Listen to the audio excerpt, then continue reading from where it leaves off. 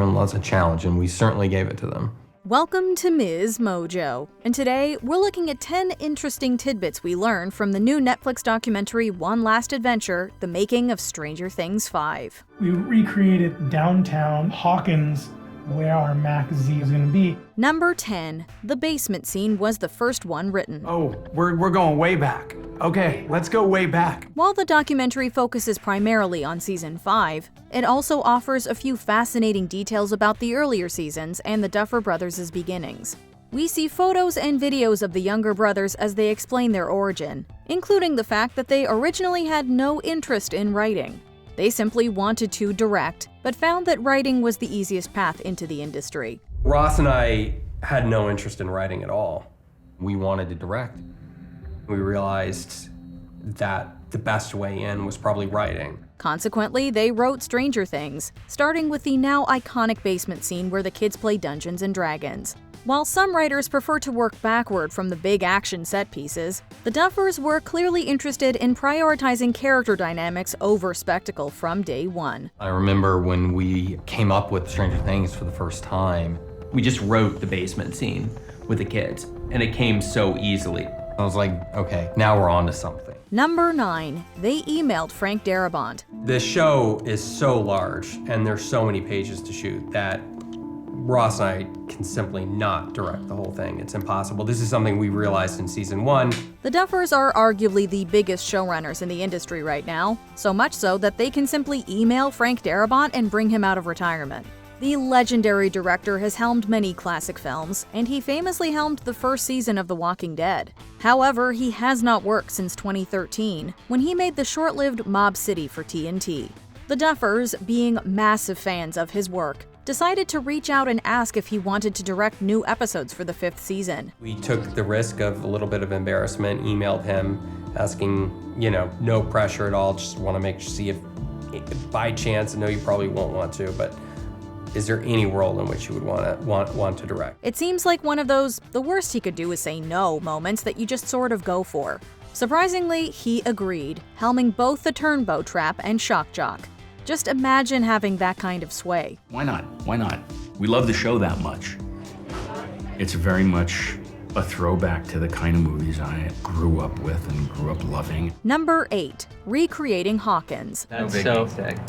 It's really cool. In earlier seasons, the filmmakers used the small town of Jackson, Georgia to stand in for Hawkins, with locations like the Butts County Probate Court and the Jackson Drugstore doubling as the library and Melvalds. However, filming a gigantic military battle in an active downtown area just wasn't feasible, forcing the production team to get creative. The Mac Z is our first backlot set.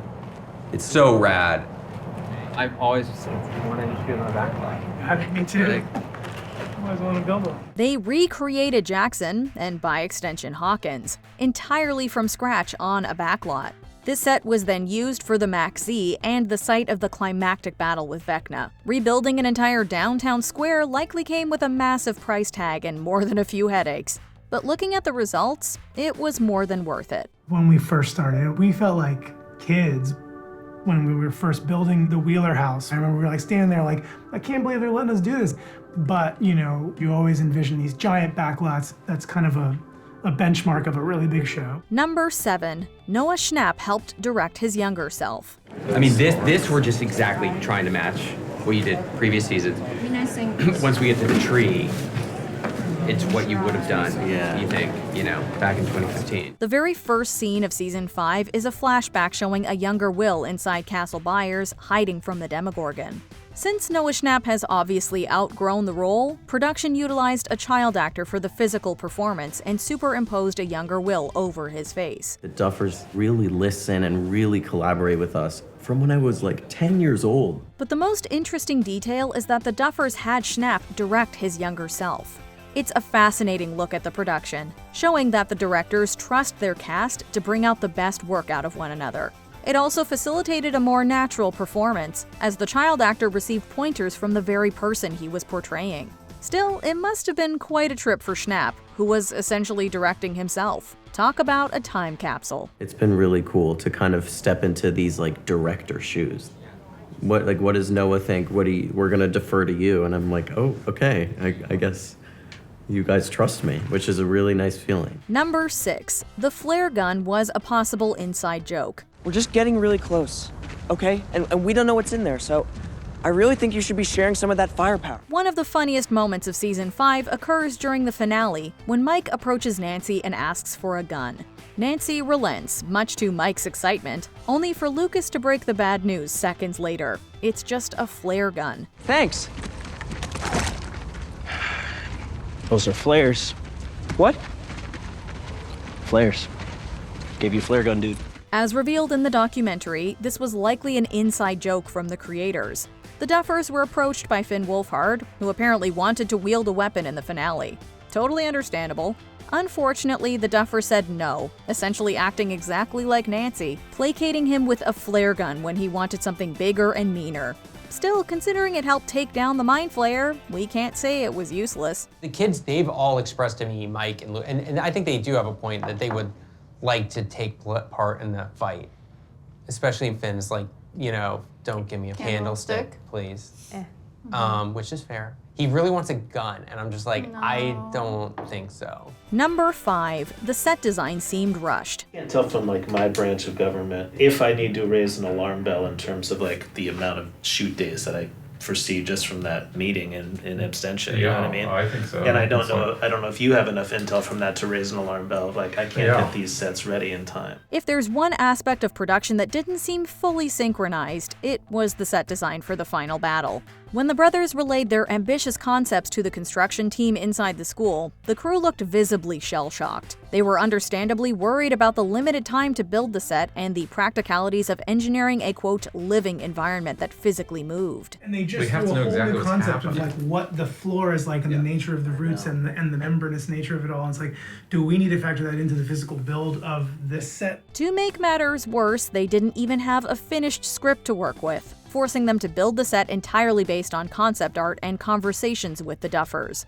Considering those limitations, the fact that they pulled it off is a miracle. We're not going to get a final script in time for you to do this, so we're going to have to base it on conversations with them. That's it, yeah. We're just going to have to figure it out. Number 4. The melting walls were reverse engineered. That idea came about because of the Jonathan and Nancy talk. We need to put them in a situation where they feel that they're going to die, and it forces them to have this emotional talk. One of the most discussed scenes of season 5 was the breakup between Nancy and Jonathan, which famously took place inside a melting room. As it turns out, this environment was reverse engineered specifically to put the couple in a life or death scenario. The physical stakes are so high, it forces the emotional stakes to rise. So we're working backwards from that. The brothers knew they needed Nancy and Jonathan on the verge of dying to force them to reveal their true feelings. So they worked backward to find a threat that fit. They envisioned the melting walls, realizing it paired perfectly with the unstable exotic matter above them. They faced significant hurdles filming the sequence, specifically the goop being way too watery, but they managed to make the practical effects work in the end. You gotta work with what you have. The thing about directing, the thing about leadership is you can prepare rigorously, as I do, but when you're in a moment and it's just not working out, you can't have a tantrum. You can't give up. You can't shut down. We have to shoot today. Number 3, it was Maya Hawke's idea to whisper. I have a question about this scene. It hasn't been talked about very much in any of the scenes that we've all been in together. No one knows that we're dating. Yeah. Including Caleb. The documentary offers plenty of fly-on-the-wall moments, including a great interaction during the filming of Episode 6, Escape from Camazotz. Maya Hawke is seen sitting with Amy Beth McNulty when she flags down director Sean Levy to offer a suggestion.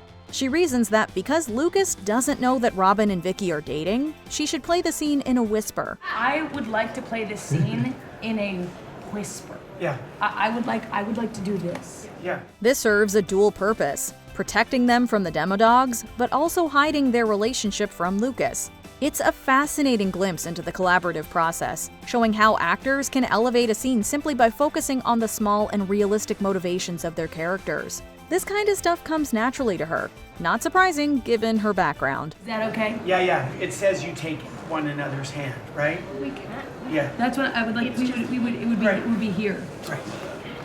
Okay, good. Let's do that. Cool. Number 2, they fought over Eleven's fate. We think she's made the choice to live. I don't know. Just kidding, she hasn't. Just kidding, she did. Like, that's where I don't know if we have to go. play it like that. That is how we I don't know if we have to play it like How that. would we play it? We keep it ambiguous. The question of whether 11 survived the explosion remains the show's biggest unanswered mystery. While this open-ended conclusion is deliberate, the documentary exposes a surprisingly heated divide between the creators regarding the finale. It wasn't just a minor disagreement, it was a fundamental clash over the show's emotional payoff. How do we know it's true? We don't. Not for sure. But I choose to believe that it is. Matt argued for a definitive ending where Elle reunites with Hopper, but Ross pushed for the cerebral, ambiguous ending to keep the mythology alive. They spent days debating not just the final shot, but exactly which visual clues to plant to support both interpretations. It's a rare instance of the brothers being out of sync, and while Ross clearly won that creative battle, the debate among fans is clearly just getting started. If she comes back and has this moment with Hopper and gets in the van, I feel she has clearly made a choice to live. No, not necessarily. If you show me those images, she's made a choice to live. I'm so... Don't do the 100% thing. Before we continue, be sure to subscribe to our channel and ring the bell to get notified about our latest videos. You have the option to be notified for occasional videos or all of them. If you're on your phone, make sure you go into your settings and switch on notifications. Number 1. Monsters in the Abyss were suggested. There have to be some monsters in the Abyss. I agree. There has to be Demogorgon, bat, dog, like something. One of the most controversial aspects of the finale was the significant lack of monsters in the Abyss. Critics and fans alike found it silly that the heroes could simply climb into the dimension and stroll right up to Vecna's lair without encountering any form of resistance. However, the documentary vindicates those fans. This was discussed in the writer's room, they just chose to ignore it. It's crazy if there's nothing there, I think. We see writer Paul Dichter arguing that they had to show Demogorgons and bats in the Abyss, explicitly stating it would be, quote, crazy to leave the area empty. Unfortunately, his suggestion was met with awkward silence and the counter-argument that viewers would have demo fatigue by that point. What? Clearly the audience disagreed. I guess I maybe wonder about demo fatigue at the... Yeah, I mean, that's fair. What else did you find interesting? Let us know in the comments below.